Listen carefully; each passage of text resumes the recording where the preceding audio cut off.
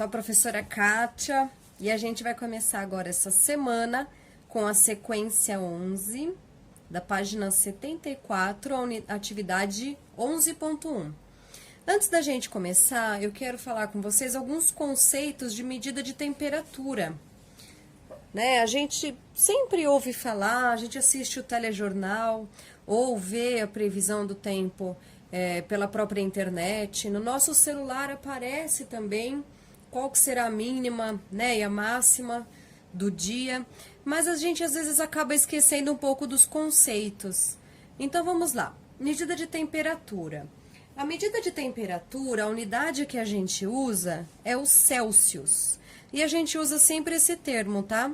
Que seria o graus, e o C, que é a abreviatura de Celsius. A temperatura, ela é o estado de agitação das moléculas que compõem o corpo analisado. Nossa, professora, o que é isso? Quando a gente fala de moléculas, vocês vão aprender lá no ensino médio um pouquinho sobre elas. Mas o nosso corpo, ele é formado por água, por todos os outros componentes que vocês já aprenderam um pouco em ciências, e ela é feita por moléculas também. E essas moléculas, quando elas se aquecem, elas se agitam, a gente consegue um pouco da medida da nossa temperatura. E como que a gente sabe a temperatura do nosso corpo? A gente utiliza, o aparelho utilizado para aferir a temperatura do corpo é o termômetro. Vocês com certeza já viram, na casa de vocês, a mãe, o pai de vocês, ou quem cuida de vocês, já utilizou o termômetro para aferir a temperatura, A gente, às vezes as pessoas acabam falando, mas qual que é a temperatura do corpo, quanto que tá, para estar com febre, quanto será que é?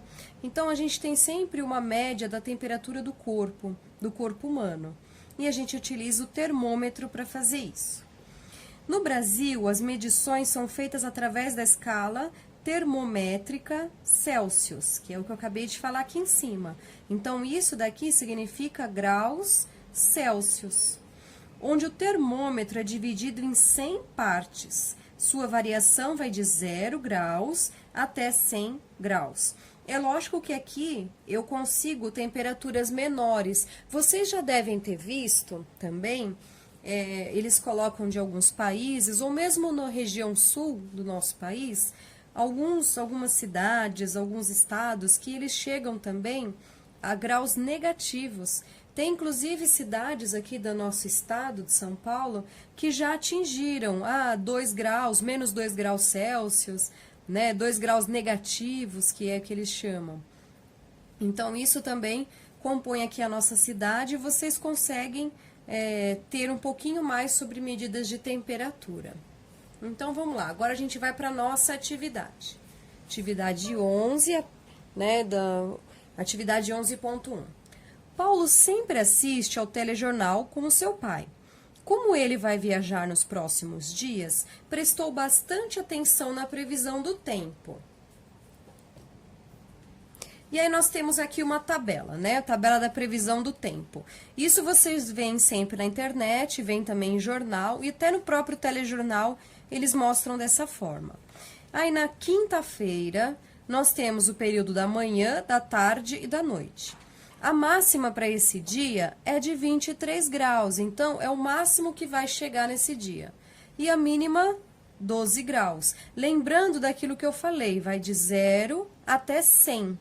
A gente não consegue chegar numa temperatura de 100 graus, tá? Nosso corpo humano não aguentaria essa temperatura, tá? Então, quando a gente fala de muito calor, é 40 graus, e é um calor muito grande.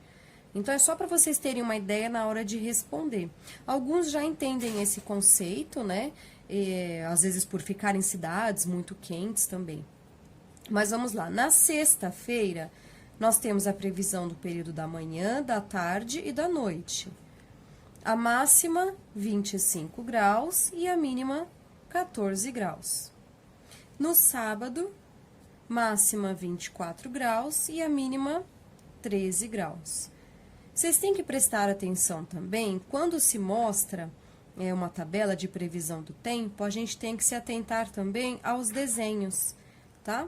Então, aqui, por exemplo, é uma nuvem com sol, aqui já é uma nuvem carregada de chuva e à noite também. Então, quer dizer que na quinta-feira será um dia de chuva. Já na sexta-feira, não se tem uma previsão de chuva. No sábado, a mesma coisa. Analisando a notícia, responda. O que significa a notação C, com essa bolinha em cima? Quem assistiu um pedacinho do vídeo, né, o começo já lembra. Aqui nós falamos de graus Celsius. B.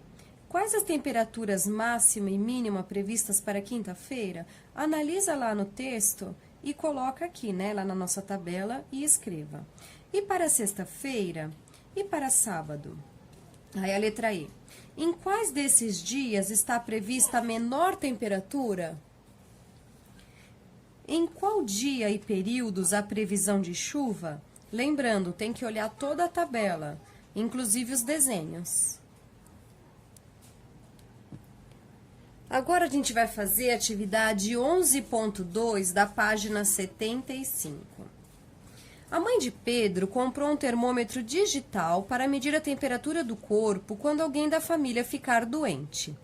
Pedro ficou curioso e, mesmo sem estar doente, mediu a temperatura do seu corpo durante 7 dias. Anotou as temperaturas da seguinte forma: no primeiro dia, 36,1 graus Celsius. Segundo dia, 36 graus e meio. Terceiro dia, 36,8 graus. No quarto dia, 36,6. No quinto dia, 36,7. Sexto dia, 37,2. E sétimo dia, 36,7. Observando as temperaturas registradas por Pedro, qual foi a maior temperatura? Vocês já sabem fazer a medição, né, de maior e menor de números decimais. Lembrando que os números decimais são aqueles com vírgula. Então, vocês vão observar qual que foi o dia que teve maior temperatura e anotar lá a temperatura. 2. Na ilustração, você pode ver alguns termômetros digitais. Qual a temperatura registrada em cada um deles? Então, vocês vão escrever na primeira figura qual que é a temperatura, na segunda e na terceira. Qual é a maior delas? Lembrando que vocês já aprenderam como se fazer, né, a medição, qual é maior e menor de um número decimal. C. O número 36,8, indicado no primeiro termômetro, está mais próximo de 36 ou de 37 graus. Para a atividade C, eu vou fazer uma revisão com vocês quando nós falamos de números decimais, de números com vírgula.